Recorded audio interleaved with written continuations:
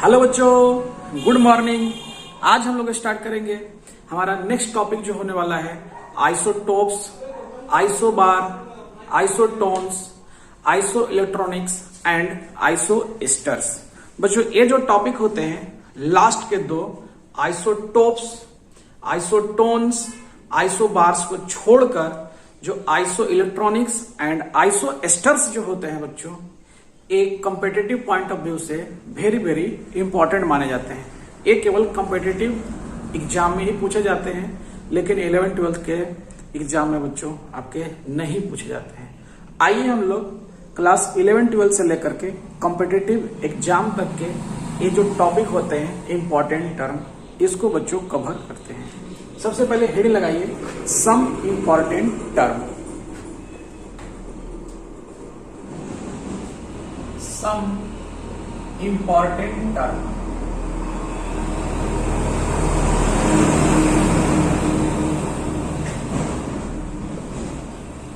अब इस सम important term के अंदर हम लोग किसको कवर करेंगे? तो सबसे पहले कवर करेंगे हम लोग आइसोटॉप्स को। आइए बच्चों, यहां पर हम लोग लिखते हैं आइसोटॉप्स।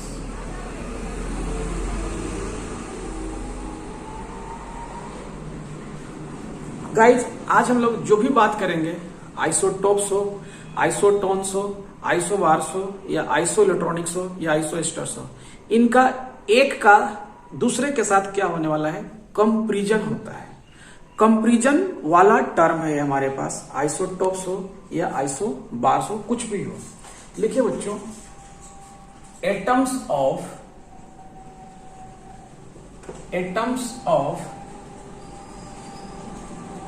same element,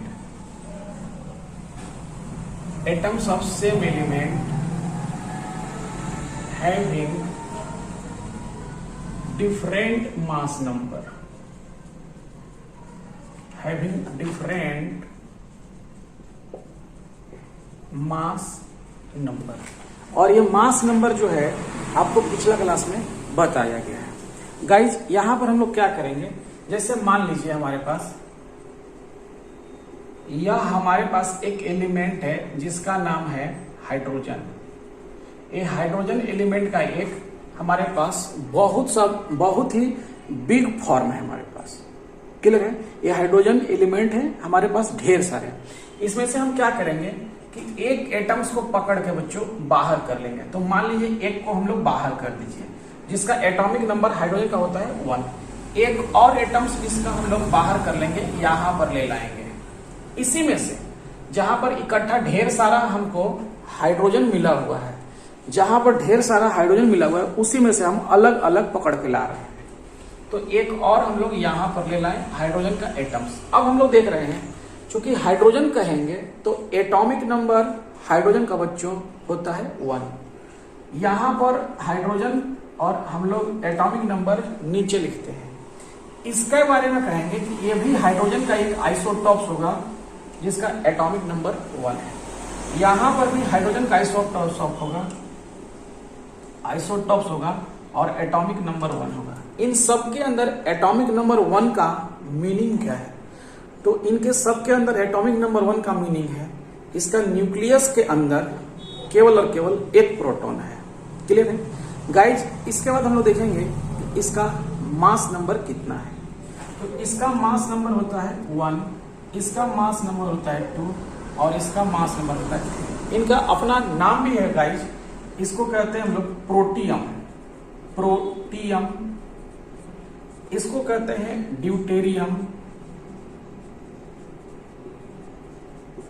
और इसको कहते हैं ट्राइटियम। ये इनका एग्जाम्पल होता है आइसोटॉप्स का। आइसोटॉप्स के और भी इंपॉर्टेंट एग्जाम्पल हैं, क्योंकि हमको उसको आगे चल करके यूज करना होता है, इसलिए हम लोग इंट्रोडक्शन में ही जान लेते हैं कि हमारे पास आइसोटॉप्स जो आगे आएगा, ताकि हमको प्रॉब्लम नहीं होगा। नहीं तो आप कहेंगे कि इसके बारे में तो आज पहली बार सुन रहे हैं। आइए गाइस, इसको देखते हैं। एक और हमारे पास एग्जाम्पल है, जैसे कार्बन। तो कार्बन का एटॉमिक नंबर आप लोग सुने होंगे 6, इसका मास नंबर सुने होंगे आप लोग 12। लेकिन जैसे आप लोग हाइड्रोजन का केवल इसको सुने हुए थे कि हाइड्रोजन एटॉमिक नंबर 1 और मास नंबर 1 में होता है, लेकिन एटॉमिक नंबर 1 और मास नंबर 2 भी होता है, एटॉमिक नंबर 1 और मास नंबर 3 भी होता है, तो ये सब एग्जिस्ट करता है। सेम टू सेम कार्बन के भी आइसोटॉप्स होते हैं, एटॉमिक नंबर 6 और एक और कार्बन होगा atomic number 6, but mass number जो है गाइस वो है डिफरेंट। ये मास नंबर है आपका होता है ये 14, इनका जो मास नंबर है ये 14 मास भी होता है। कार्बन का एटॉमिक नंबर 6 लेकिन मास नंबर 12 तथा 14 ये दोनों होते हैं।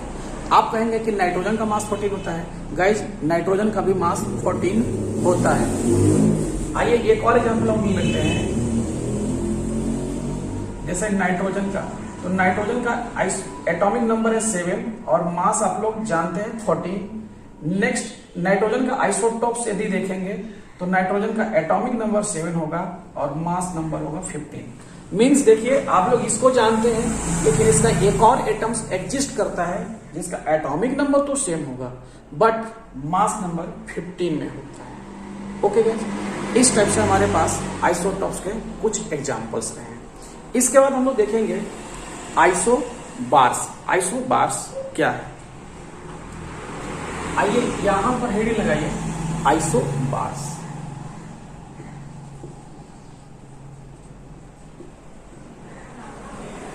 आइसोबार्स के केस में क्या होगा कि यह भी एक एटम का दूसरे के साथ कंपैरिजन होगा, बट इस केस में क्या होता है कि मास नंबर सेम होता है। यहां पर मास नंबर क्या था, ऊपर में गाइस मास नंबर होता है, तो मास नंबर यहां पर क्या है कि ए डिफरेंट था और इस केस में मास नंबर सेम होगा बट एटॉमिक नंबर यहां पर डिफरेंट होगा और इस केस में एटॉमिक नंबर सेम था। यहां पर लिखेंगे atoms of different element, atoms of different element,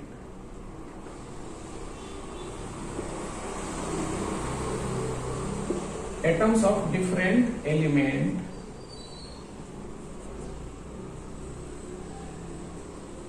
having equal mass number, having equal mass number। अब यहां पर एटम्स ऑफ डिफरेंट एलिमेंट है, अगर एलिमेंट अगर अलग अलग हो जाए, लाइक मान लीजिए आपके पास एटम्स जो हैं वो कार्बन के एटम्स है, कार्बन एलिमेंट है, एक नाइट्रोजन एलिमेंट है, उनके एटम्स के बीच में बात करेंगे। तो एक एग्जांपल हम लोग सेट कर लेते हैं, जैसे कार्बन है एटॉमिक नंबर 6, एक नाइट्रोजन है एटॉमिक नंबर 7 का, तो ये डिफरेंट एलिमेंट हो गए। कार्बन एक अलग टाइप का एलिमेंट हो गया, नाइट्रोजन एक अलग टाइप का एलिमेंट हो गया। डिफरेंट एलिमेंट का एटॉमिक नंबर भी डिफरेंट होता है, बट यहां पर लिखे थे सेम एलिमेंट, तो यहां पर चूंकि सेम एलिमेंट था इसलिए एटॉमिक नंबर सेम रहा। यहां पर डिफरेंट एलिमेंट है, एटॉमिक नंबर डिफरेंट होगा ही होगा। डिफरेंट एलिमेंट का एटॉमिक नंबर डिफरेंट 100% कंफर्म है। ओके गाइज, आइए यहां पर देखते हैं कि कार्बन का ऐसा कौन सा है जिसका मास नंबर नाइट्रोजन के साथ बराबर है। तो कार्बन के 12 भी है और कार्बन के 14 भी है, लेकिन आपको देखना है कि नाइट्रोजन का कौन सा मास नंबर बराबर होता है कार्बन के साथ। तो नाइट्रोजन का 14 मास और कार्बन का 14 मास आपस में बराबर हो रहा है, क्योंकि हमको लेना है इक्वल मास नंबर वाले। डिफरेंट एलिमेंट लेने हैं लेकिन उनके मास नंबर क्या होंगे, बताइए बताइए। तो होंगे हमारे पास कितना, 14 कार्बन का और नाइट्रोजन का भी 14। तो यहां पर कार्बन का हम 14 लेंगे और नाइट्रोजन का भी 14 वाला आइसोटॉप्स का हम लोग यूज कर रहे हैं। नाइट्रोजन का 14 और कार्बन का 14, ये हमारे एग्जाम्पल होते हैं आइसोबार्स के। आइए हम लोग नेक्स्ट एग्जाम्पल लेने वाले हैं, आइसोटोन्स को समझते हैं कि आइसोटोन्स क्या है।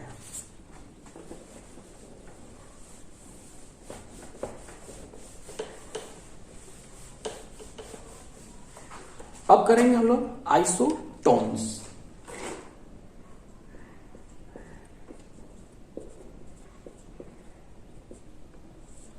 आइसोटोन्स में जो होते हैं एलिमेंट्स डिफरेंट होंगे, जैसे आइसोबार्स में हुए हैं, और साथ ही साथ यहाँ पर एटम्स डिफरेंट होंगे, मतलब एलिमेंट डिफरेंट होंगे।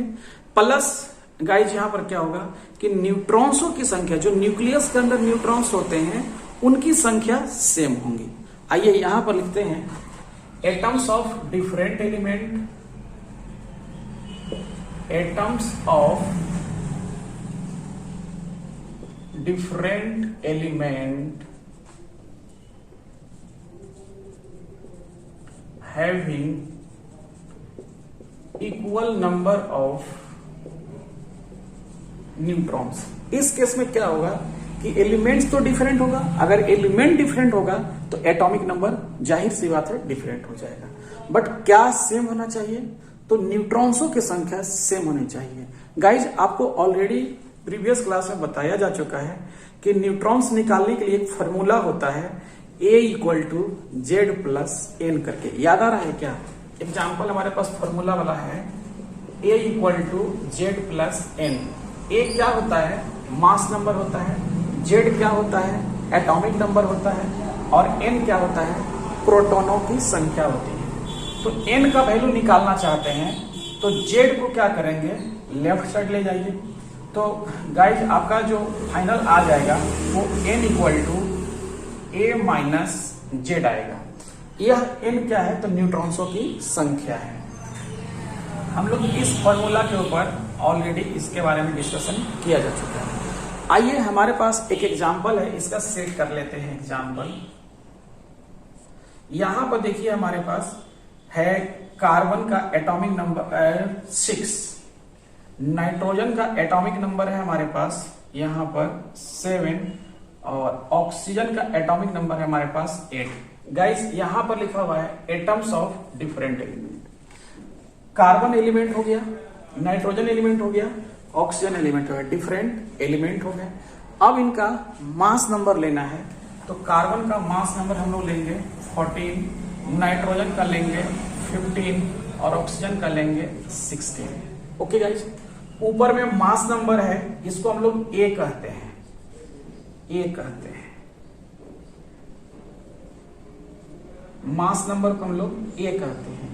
नीचे जो 6, 7, 8 दिख रहा है यह जेड कहलाता है। क्या कहलाता है? जेड कहलाता है। तो गाइस नंबर ऑफ न्यूट्रॉन्स निकाल लीजिए, नंबर ऑफ न्यूट्रॉन्स निकाल लीजिए।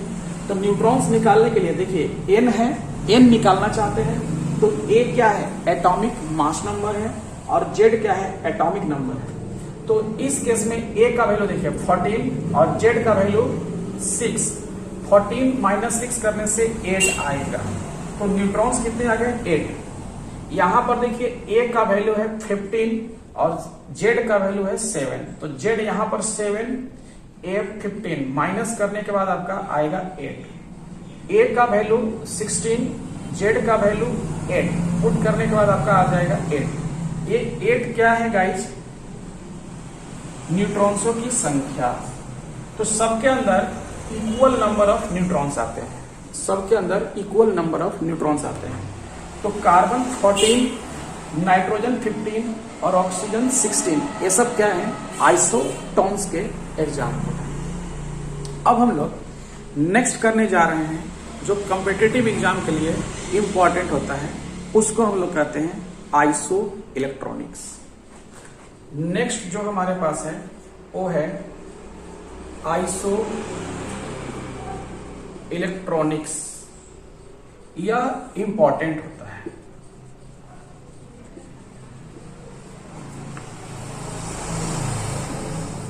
ये इंपॉर्टेंट है किसके लिए?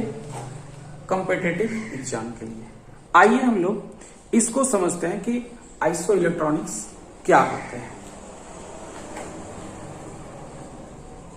The species which have equal number of electrons। But guys यहां पर लिखा हुआ है the species which have equal number of electrons. ये स्पीसीज क्या है? आइए इसको हम लोग अलग से देखते हैं। स्पीसीज जो है आपका ओ हो सकता है एटम्स, हो सकता है आपका मोलिक्यूल, और ए हो सकता है आपका आयन।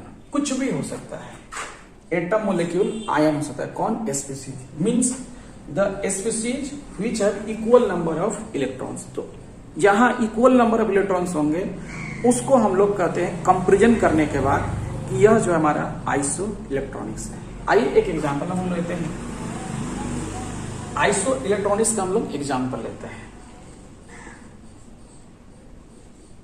जैसे हमारे पास एक एग्जांपल लिखा हुआ है, n के ऊपर 3 माइनस ओ को छोड़ दीजिए बेटा, यहां पर लिख सकते हैं आप mg के ऊपर 2 प्लस, यहां पर l ले लीजिए, ऐसे कोई दिक्कत नहीं है। आप लोग इधर में ले लीजिएगा, बट हम इधर में ले लिए हैं।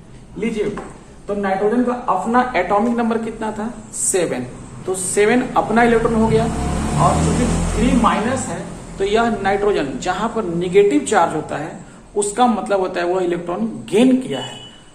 जितने निगेटिव चार्ज आपको दिखलाई देते रहेंगे उसका इक्वल नंबर ऑफ इलेक्ट्रॉन्स उसके ऊपर गेन किया हुआ रहता है। तो यहां पर इसका एटॉमिक नंबर 7, तो 7 इलेक्ट्रॉन हो गया, और 3 निगेटिव चार्ज है, मीन्स 3 इलेक्ट्रॉन नाइट्रोजन गेन किए हैं। तो यहां पर टोटल इलेक्ट्रॉन जो हो जाएंगे वो 10 इलेक्ट्रॉन हो जाएंगे नाइट्रोजन के पास।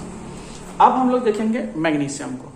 मैग्नीशियम का एटॉमिक नंबर जो है वो होता है 12। अब यह 12 के बाद क्या हुआ है कि इसके ऊपर 2 प्लस है। जिन एटम के ऊपर जितना भी प्लस होता है उसका इक्वल नंबर ऑफ इलेक्ट्रॉन बाहर चला जाता है। तो हमारे पास मैग्नीशियम का 12 एटॉमिक नंबर था, तो उसमें 12 इलेक्ट्रॉन था। चूंकि 2 इलेक्ट्रॉन बाहर गए हैं, मीन्स 2 पॉजिटिव चार्ज डेवलप हुआ है। अब इनके पास 12 इलेक्ट्रॉन से 2 इलेक्ट्रॉन बाहर जाने के बाद जो इलेक्ट्रॉन्स बचे हैं वो 10 बचे हैं। अगेन यहां पर 10 इलेक्ट्रॉन आ गया। नेक्स्ट हमारे पास जो एग्जांपल है वो है एल्युमिनियम का। एल्युमिनियम के पास जो इलेक्ट्रॉन्स होता है विदाउट लॉस तो होता है 13। एटॉमिक नंबर चूंकि इसका कितना है? 13 है। तो इसके पास 13 इलेक्ट्रॉन था, बट क्या हुआ है यहां पर कि 3 इलेक्ट्रॉन्स के बाहर जाने के बाद एल्युमिनियम के ऊपर 3 पॉजिटिव चार्ज क्रिएट हो गए हैं।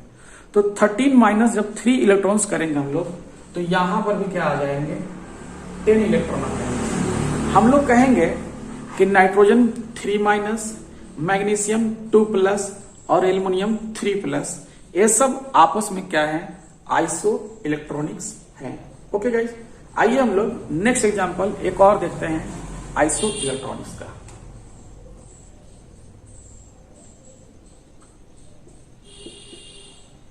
आइसो इलेक्ट्रॉनिक्स एक और एग्जांपल है हमारे पास। CO3 पर 2 माइनस और इसके साथ सेट करते हैं NO3 पर -1 को। कार्बन का अपना एटॉमिक नंबर जो है वो 6 है। ऑक्सीजन का अपना एटॉमिक नंबर जो है वो 8 है। बट 8 ऑक्सीजन का एटॉमिक नंबर है लेकिन वो 3 टाइम्स है। तो कार्बन का 6 इलेक्ट्रॉन्स प्लस ऑक्सीजन का 3 इंटू 8 इलेक्ट्रॉन्स, तो 6 प्लस आपका जो करेंगे 14, तो 30 आ जाएगा। और चूंकि 2 इलेक्ट्रॉन्स गेन किए गए हैं क्योंकि यहां पर 2 निगेटिव चार्ज दिखलाई दे रहा है, तो टोटल इलेक्ट्रॉन्स जो आएंगे 6 प्लस 24 प्लस 2, तो सबको सम करने के बाद 22 इलेक्ट्रॉन्स आ जाएंगे। नेक्स्ट देखेंगे कि नाइट्रोजन का एटॉमिक नंबर चूंकि 7 है, प्लस ऑक्सीजन के 3 एटम्स और 8 इलेक्ट्रॉन्स एक ऑक्सीजन के एटम्स के अंदर होते हैं। ऑक्सीजन के एक एटम्स के अंदर 8 इलेक्ट्रॉन्स, तो टोटल एटम्स 3, तो 3 इंटू 8 प्लस 7 प्लस एक और गैस होगा क्योंकि यहां पर एक निगेटिव चार्ज है। तो टोटल इलेक्ट्रॉन्स जो आएंगे इस केस में वो आएंगे आपके 32। अब हमारे पास क्या हो गया कि CO3 पर 2 माइनस और NO3 पर -1, इन दोनों के पास चूंकि 32 इलेक्ट्रॉन्स हैं, तो इनको हम लोग आइसो इलेक्ट्रॉनिक्स कहेंगे। ऐसा क्यों कर रहे हैं? क्योंकि हमारा डेफिनेशन है the species which have equal number of electrons. जो भी हमारे पास स्पीसीज दिए हुए हैं, मोलिक्यूल्स भी हो सकते हैं, आयंस भी हो सकते हैं, एटम्स भी हो सकते हैं, तो जो भी मोलिक्यूल्स या आयंस दिए हुए हैं, अगर इन सबके पास जो के बीच में कंपैरिजन करना है, जिनके बीच में कंपैरिजन करना है, अगर उनके पास इलेक्ट्रॉनों की संख्या इक्वल हो जाएंगे तो उसको हम लोग कहते हैं आइसो इलेक्ट्रॉनिक्स। यहां पर CO3 के पास 32 इलेक्ट्रॉन्स है, NO3 के पास NO3 माइनस के पास 32 इलेक्ट्रॉन्स है, तो टोटल इलेक्ट्रॉन्स 32। तो इस केस में हम लोग इन सबको कह रहे हैं आइसो इलेक्ट्रॉनिक्स। ये सब आपस में आइसो इलेक्ट्रॉनिक्स है। 10 इलेक्ट्रॉन वाले के साथ इलेक्ट्रॉनिक्स आइसो इलेक्ट्रॉनिक्स है। 32 इलेक्ट्रॉन्स वाले 32 वाले के साथ आइसो इलेक्ट्रॉनिक्स है। ओके गाइस, आइए हम लोग अब नेक्स्ट देखते हैं एक और इंपॉर्टेंट टर्म जो कॉम्पिटिटिव एग्जाम के लिए होते हैं, उनको कहते हैं हम लोग आइसो एस्टर्स। हेडिंग लगाते हैं हम लोग आइसो एस्टर्स।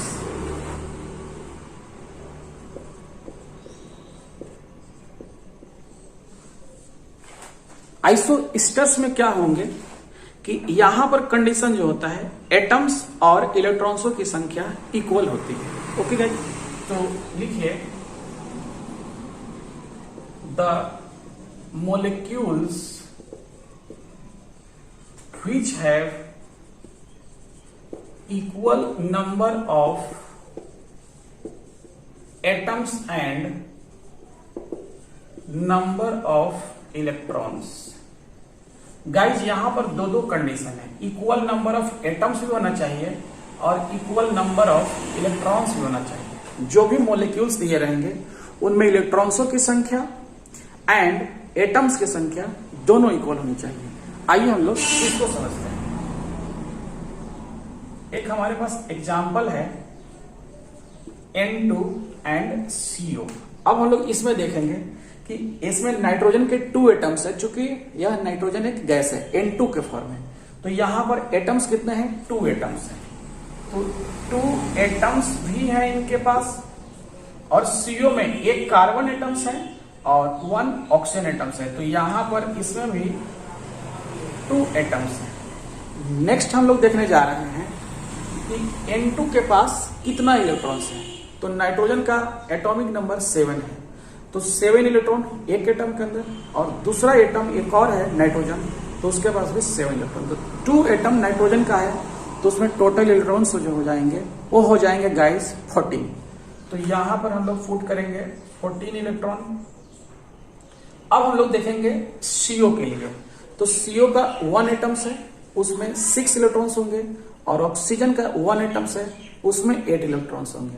तो कार्बन का 6 इलेक्ट्रॉन्स, ऑक्सीजन का 8 इलेक्ट्रॉन्स, सम करेंगे 14 इलेक्ट्रॉन्स आ जाएंगे।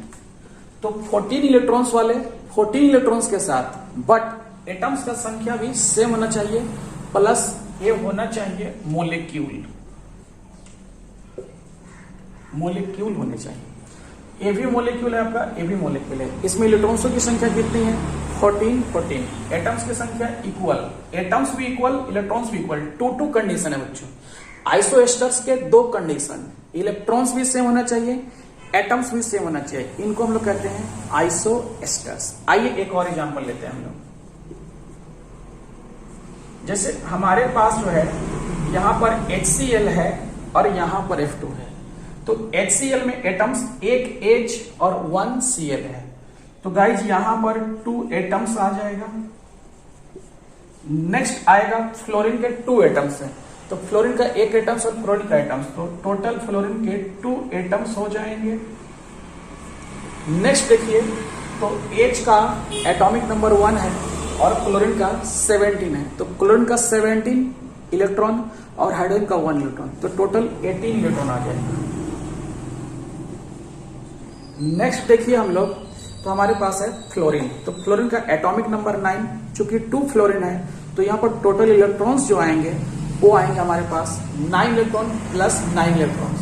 तो यहाँ पर भी हमारे पास 18 इलेक्ट्रॉन्स आ जाएंगे। 2 कंडीशन फॉलो करेंगे, एटम्स की संख्याएं इक्वल होनी चाहिए और इलेक्ट्रॉन्सों की संख्याएं भी इक्वल होनी चाहिए। सेम इलेक्ट्रॉन्स वाले और सेम नंबर ऑफ एटम्स के केस में बच्चों हम लोग इसको कहते हैं आइसो एस्टर्स। Okay guys.